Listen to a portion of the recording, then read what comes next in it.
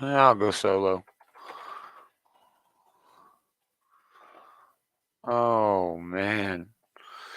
Well, it's just me tonight. It looks like Taylor might be having some difficulties, but it is the preview show. This is a pre-show for the preview show. My favorite show of the week. I need it today. Monday was fucking Monday. Holy shit. Uh, yeah, it was terrible. I had a meeting at 8 o'clock first thing this morning. But man, that Weird Al trailer. Who caught the Weird Al trailer? Are you fucking kidding me? Oh, hey Andy, how's it going, buddy? Stopping by, I appreciate it. It's just me tonight, I guess. I hadn't talked to Taylor, but I don't know. There's weather going through, so who the hell knows? But yeah, the Weird Al trailer was fucking gold. I think a lot of people were missing the point. Um, I mean, it's kind of not real. It's kind of weird, like Al's entire existence, his whole life. So, yeah, it looks good. But gonna be a quick one tonight. There's not shit dropping this week, so let's get into it. Oh, look who decided to stop on by. I'm surrounded by assholes. Well, fuck you.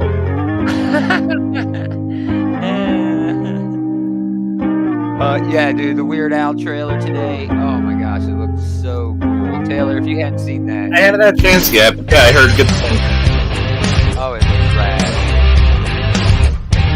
Your audio is probably going to be crashed tonight. Greetings, geek. It's another episode of This Geek in Comics Outright Geekeries comic book shit talk show. Shit talk show. You sound okay. It's Gomer and Taylor hour doing a preview show. You do anything cool today? No, just went to work. Me too. Work. Did not watch the Weird Al trailer. I should do that. Oh, it's fantastic. It's going to be only on the Roku channel, which I'll have to download the Roku channel, I guess. Even though I have a Roku device, I don't think I actually have the Roku channel on it. I'm a nerd. I didn't even know that was a thing that existed. I've never heard of a Roku exclusive thing before. Yeah, they have apparently their own channel. I'm a stupid tech guy. When I get something new that's tech, I remove all of this shit off of it. I treat it like it's a blank fucking slate. I'll go in and delete channels off of my, streaming devices. I get a new computer. The first 20 minutes, I'm uninstalling shit. The next 2 hours, I'm installing shit. You know what I mean? Yeah. So, yeah, I don't ever have any of that stuff. But, yeah, we're getting into the comics for this week, y'all. If you see something, say something. We'll talk about any books that you want as we go through them. And, because of the delay on the streaming, we'll go back. But there ain't shit this week. Marvel's got some X stuff, but, man, it is a... Yeah, I mean, it's the last week of the month. They always it's always the shovelware. Yeah. I mean, even Andy chiming in. There's some mediocre things every now and then, but yeah, Andy's right. It's always a light week here at the end.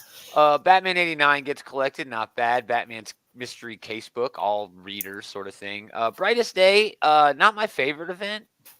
That is a blast from the past. But possibly my least favorite event. I don't know. I wasn't a big fan. I feel like I didn't hate it, but I feel like it was definitely the weakest of Jeff Johns' Green Lantern collections. Oh, sure. It felt like they were like, dude, you did such a great job with this Blackest Night and the Green Lantern shit with the whole Rainbow Coalition.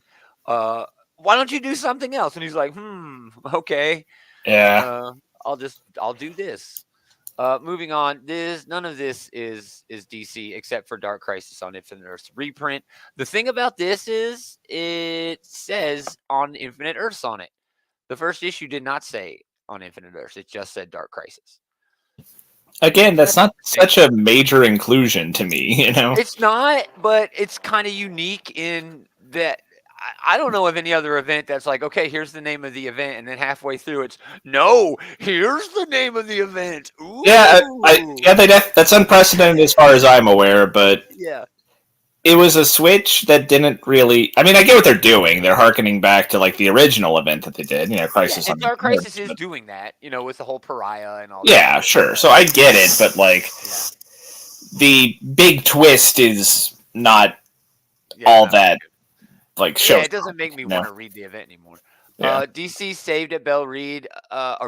This is one of the only books they got coming out. It's a $10, 80-page, all ages sort of series of anthology. It's kind of an Okay, yeah. anthology. So it's an all ages reader that is referencing to Saved by the Bell, which seems Yeah, like it'd be targeted to older readers, but hell, I don't know. possibly. It is back to school season, so maybe that's why they got putting this out now.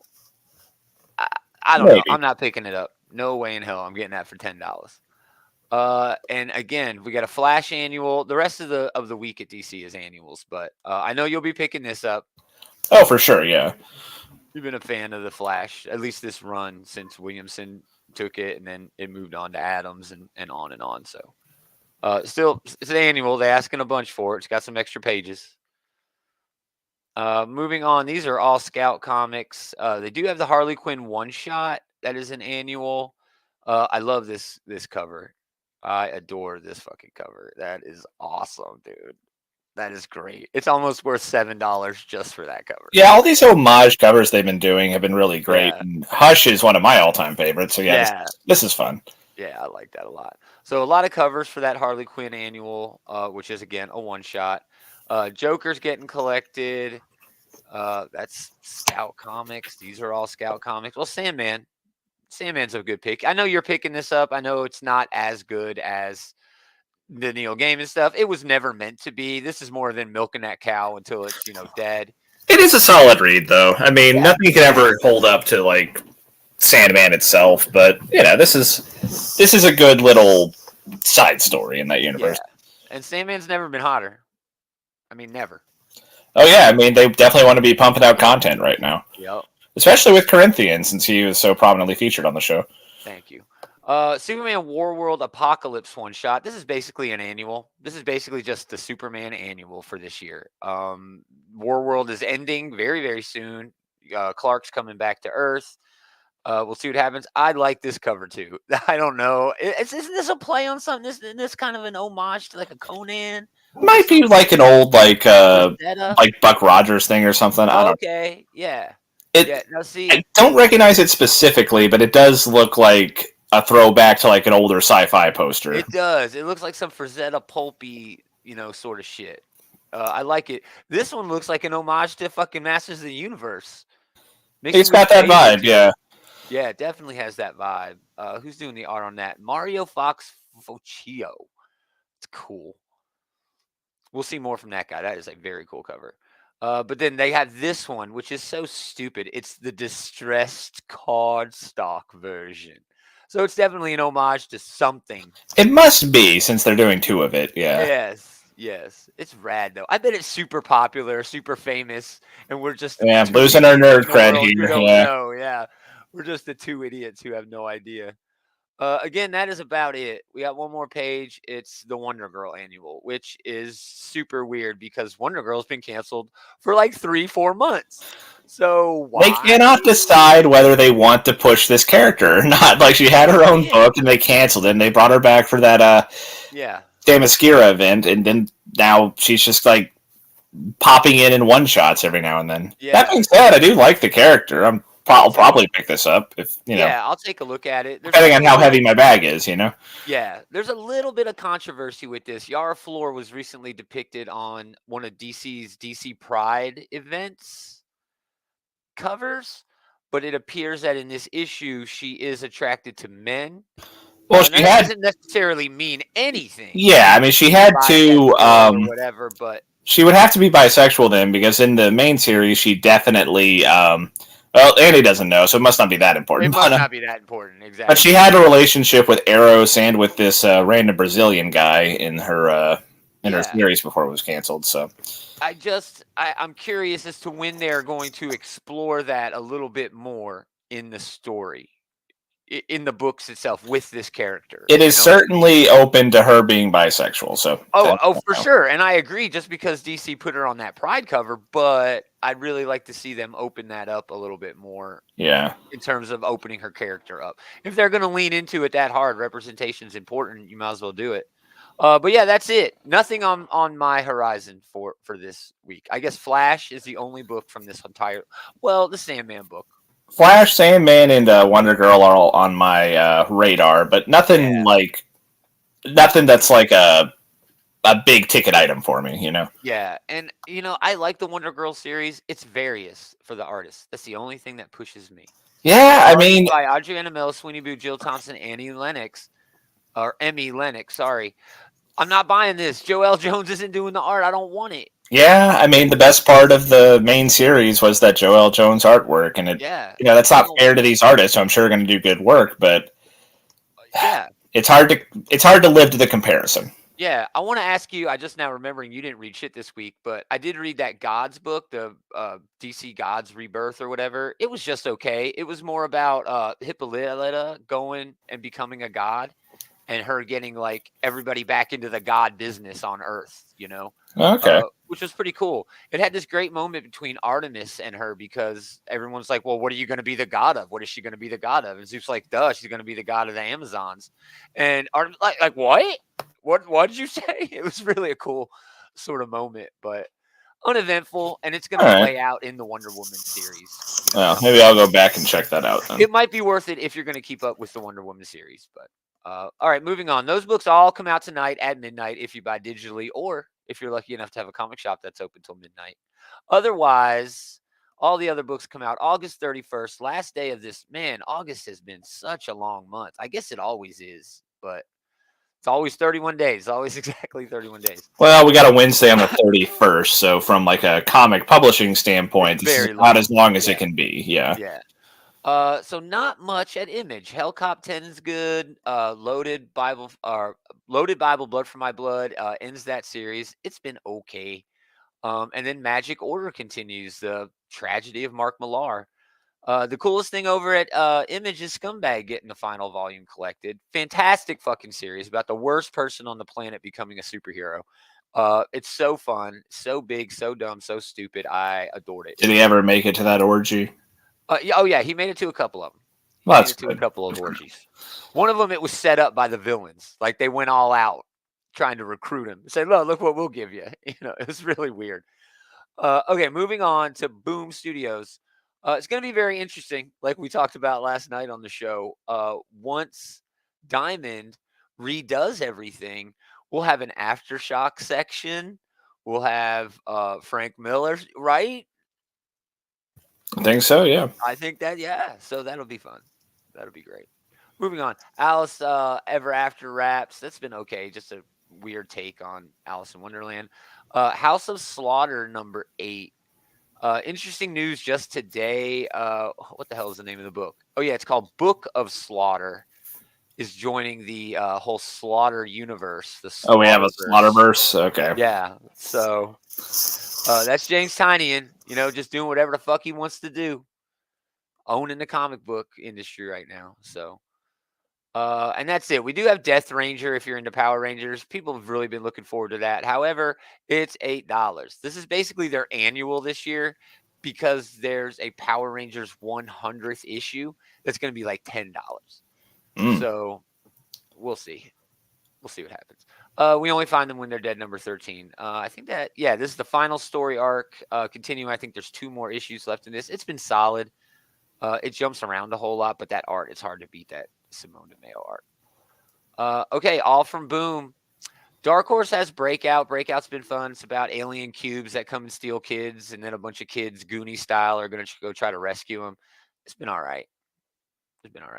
That Minor Threats that Dave loved so much in yesterday's show is getting a foil variant. The one that you hated?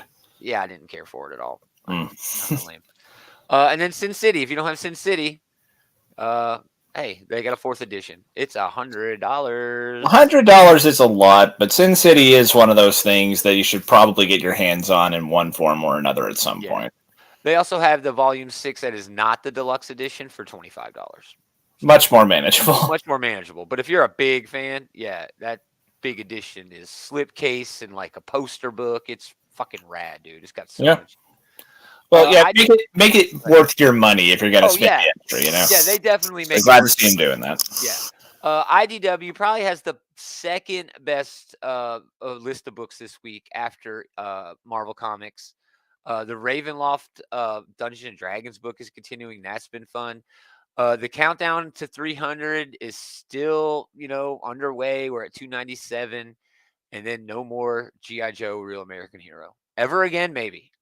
Ever again. 300 issues between like 3 different publishers. What a fucking run. We'll definitely. What an unlikely tale, right? It really is. Perseverance in a lot of ways.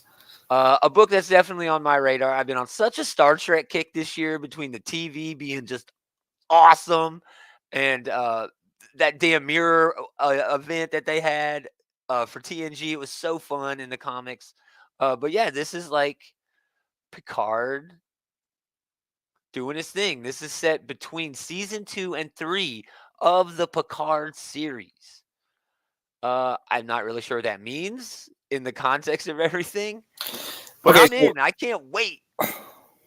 I'm stoked. Yeah, the show has been really fun. It's been like, a real love letter to TNG fans. And if this keeps up season, man. Yeah, if this keeps up that same energy, I'm going to be really enthused, Yeah, dude, the whole TNG original crew is coming back next season. Hell, Wesley came back last season, spoiler alert, but they're also finding a way. Oh yeah, they're also finding a way to bring in Tasha Yar. When you say like bring back Tasha Yar, like I'm trying to think of like all the ways they've actually done that already. Like they go to an alternate timeline and find that Tasha Yar, and then that alternate timeline Tasha Yar comes to the main timeline and has a kid in the past, and that's sort of bringing back Tasha Yar. Remember when Tasha Yar had like no story arc at all, and then her sister had one of like the best story arcs in the entire fucking series for like one episode? That was a good episode. That was a great episode, dude. They got a lot more mileage out of Tasha Yar's character after she died. Yeah. So yeah, definitely on my radar. Best of Baxter Stockman for the TMNT and IDW. All of these best of is cool just because that Biggie cover. I love all these Biggie covers, but I'm kind of disappointed they're not using Fly version of him. I feel like that's the more iconic version of Baxter Stockman. They could have done 2 of them and sold it as a second variant. And man, they're just leaving money on the shelf. They definitely should have done that. They are. And we do have Last Bot Standing, which has been just okay on the TF side. And Shattered Glass. As much as I love the mirror universe for Star Trek, Shattered Glass is lame. Villainous Optimus Prime is stupid. Okay, it's just not great. Bumblebee in this sucks. He's all mean and evil. Transformers just doesn't work when you switch that shit around like that. It's not. Yeah. They're so one-dimensional villains that playing off of that. All right, like the Phase 2 IDW Transformer stuff, it fleshed out a whole lot more of these characters. Like Megatron wasn't just this, single-faceted villain. He was sort of like a Chavez sort of character, who rose up trying to do an actual good revolution. Yeah, playing on that whole, one person's terrorist and another person's freedom fighter type of deal. Yeah, they really fleshed him out, but this hasn't fleshed out those characters enough for me to really care that, oh my God, now Bumblebee's a crazy villain. It just doesn't work. Anyway, moving on. Amazing Fantasy number 1000. I don't know what this means. I have no idea what this means. I'm not sure how they're numbering this. I'm assuming it's a celebration of Spider-Man. Somehow they got to 1,000 issues of Spider-Man comics, I guess. Didn't they just do Spider-Man number 750 not too long ago? But I mean, you could probably get there if you count all the web of and all the sensational. I'm sure you could. I mean, neighborhoods. So I assume that's what this is. It's like the 1,000th issue to headline Spider-Man. That's fucking weird. Anyway, I'm not. That's one of those milestone issues. I'm tempted to check it out. I mean, it's kind of hit or miss, right? It's a big risk because they always ask for at least $7 or $8. Looks like it was $8 for this one. It is. But if you can get a solid average of stories, then it's usually worth checking out. You're not wrong. A lot of great variants. Peach Momoko is probably, as usual, when she's doing a variant, as my favorite. I love this. It's just gorgeous. Yeah, I love her look. I love how she used young Peter for it, Yeah. He's the best Peter, dude. I hate old Peter. I don't want him to reset the universe, but make Peter young again. Even just for a little while, Ant-Man number 2. I know you've been enjoying this Al Ewing book. Yeah, I enjoyed the first one. Yeah. The first one was the first one was like a love letter to like the Silver Age, and so I assume this one's probably going to pick up with like the Bronze Age or something. Well, it's an Eric O'Grady. I'm not sure because this is really that piece of shit. Okay. Yeah, this is really the style that Kirkman. I don't even remember who drew that fucking book with him, but he wrote Irredeemable Ant-Man. He created Eric O'Grady, and he had a lot of this going on in the book. A lot of big panel sets. This is a 16 panel page. I remember like 30 panel pages on there. Showing like the redundancy of his work, the monotony of Eric working for Shield. Just being a whatever shitty agent he was. But it has been recently announced, so we'll talk about it on Sunday, most likely, unless other news pops up. Al Ewing's doing a Wasp book after this one. Same. Yeah, I saw that. With it's going to be like Janet and Nadia. Yeah. Yeah, and Nadia. That's right. Ooh, I couldn't remember her name for a minute. Yeah, Betsy Cola cover. Love that. That looks great. Is that the Black Ant? Man, Black Ant don't get enough love. He's usually like a laugh. That's not Black Ant. That's the Ant-Man from the future. That was the. Oh yeah. Traveling around. I like Black Ant though. He's usually comic relief, and I kind of hate that because he's kind of a badass. Deadpool, Bad Blood. This is the Rob Liefeld book that Rob Liefeld can't stop bragging about. Fortnite Zero War #4, probably the best-selling book at Marvel this week. It is already sold out. Yeah. Hey Eli, thanks for stopping by, bro. Hey Eli. Appreciate it. Man, check them out over at the Bullies. I know we talk about them all the time, and I love that show. Gambit #2. Not really my thing. Iron Fist ending. This is the new Iron Fist. I fell off of this book. It was just kind of meh, Yeah. And it had a lot of like angsty teen syndrome, which always exactly. Yeah, you were saying that the first issue was where I dropped off, and yeah, it was not great. But Eli chiming in. Top Gun sucks. What are you talking about, dude? That beat Infinity War. It's better than Infinity War. I don't think it's better than Infinity War, but I did like it. I hated Top Gun. I thought it was trash. I thought it was, I did not care for it. But anyway, that's a different story. Eli really doesn't like it. Okay. Knights of X #5. One of the lower tier X books. Still a lot of fun as they're exploring. Yeah, it's a crowded scene with the X-Men these days. This isn't a bad book, but it just kind of gets lost in the shuffle with all the really good X books. Yeah, if there weren't other good X books, this would still be a fine X book that I would read every week. But you're right, it gets lost in the shuffle. That's a really good way of saying it. Mech Strike sequel, not really my bag, baby. Man, I was so disappointed by that first Mech Strike series. Not just because of the no Voltron thing, which, that's something that they definitely should have done, but yeah, the whole thing with the mechs felt completely superfluous. It was just Avengers versus Kang at the end, and the mechs didn't really factor into it at all. And when you have a character like Iron Man, is it really a mech? I mean, sure, yeah. Like Iron Man using a mech is entirely redundant. Yeah, I don't know, but yeah, Moonlight, Black, White, and Blood wrapping up. They haven't announced another one of these. This will be the first. Next month will be the first month without a Black, White, and Blood issue from Marvel Comics. Oh, it's been a minute since that. Yeah. It's like they had Wolverine, Deadpool, Elektra. Yeah. Now Moon Knight. They could do more, but they should do a Punisher one.